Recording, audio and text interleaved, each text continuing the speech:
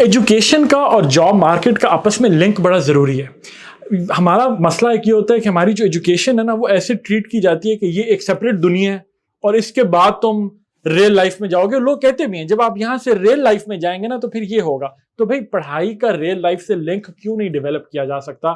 ہمارا جو impaired education system ہے, our impaired education system continues to produce graduates who don't fit the needs of the market. تو آج کا word ہے impaired ایڈجیکٹو ہے.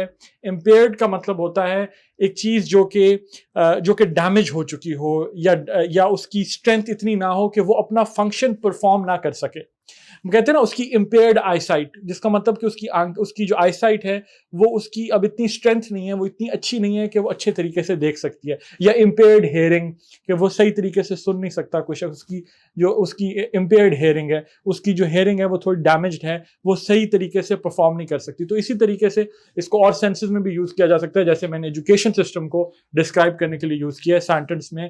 دوبارہ کہتا ہوں کہ our impaired education system, ہمارا جو ڈیمیجڈ weakened education system ہے, our impaired education system continues to produce graduates who don't fit the needs of the job market. The word is impaired. Impaired is an adjective.